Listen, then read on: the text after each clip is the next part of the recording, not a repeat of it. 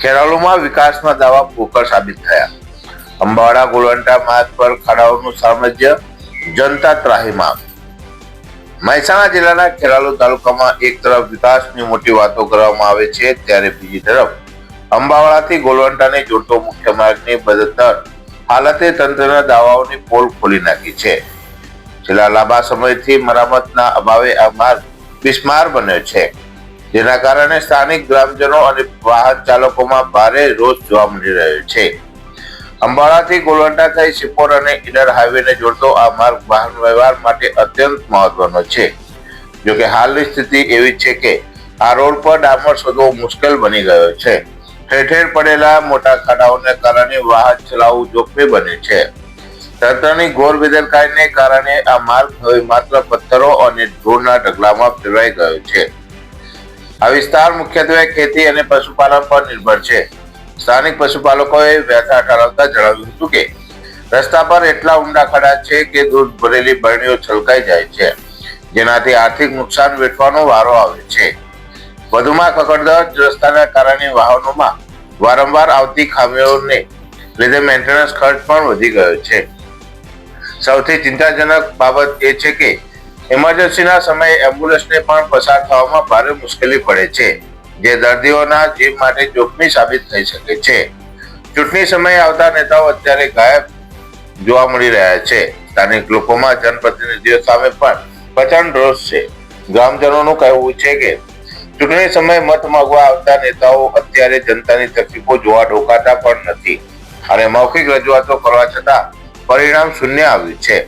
હવે પ્રશ્ન એ ઉભો થાય છે કે શું તંત્ર કોઈ મોટી દુર્ઘટનાની રાહ જોઈ રહ્યું છે? શું કુંભકર્ણની નિંદ્રામાં પહોંચેલું વહીવટી તંત્ર આ રસ્તો વહેલી તકે બનાવશે કે પછી પ્રજાએ હજુ પણ આ યાતના સહન કરવી પડશે? તે તો આવનારો સમય જ બતાવશે. આ અંગે વધુમાં સ્થાનિક અગ્રણી જીતુજી ઠાકોરે નિવેદન આપીને જણાવ્યું હતું કે મારું નામ ઠાકોર જીતુજી વરસંગજી છે અને આ રોડ અંબાવાડા સિપોરને જોડતો રોડ છે અને છેલ્લા 5 વર્ષથી આ રોડ આ જ પરિસ્થિતિમાં છે. આ અંગે અજમલસિંહ ધારાસભ્ય અંબાવાડા ગામમાં પધાર્યા એ વખતથી તે સરદારભાઈ ધારાસભ્ય બન્યા ત્યાં સુધી 8 થી 10 રજૂઆત કરી છે, પણ કોઈ નિરાકરણ આવ્યું નથી.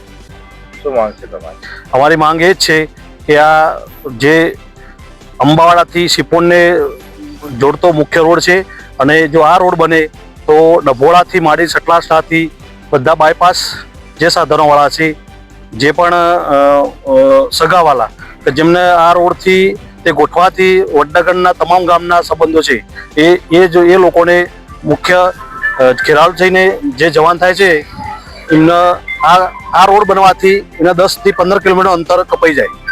હાલમાં શું પરિસ્થિતિ થાય છે?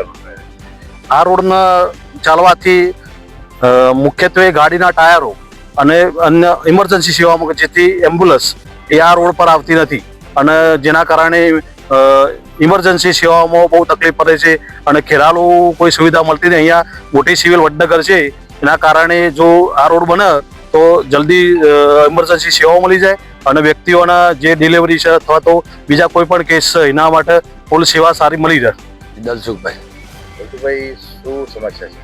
સાહેબ, સમાચાર એ છે કે ઘણા સમયથી આ રોડ જર્જરિત થઈ ગયા છે અને ઇમરજન્સીના અંદર અહીંયા એમ્બ્યુલન્સ લાવવી કે કોઈને સ્પીડમાં દવાખાને લઈ જવું બી બહુ હાર્ડ પડી જાય છે અને દર્દી તો દવાખાના સુધી પહોંચતે એ પૂરો થઈ જાય એ રીતેનો આ રોડ છે.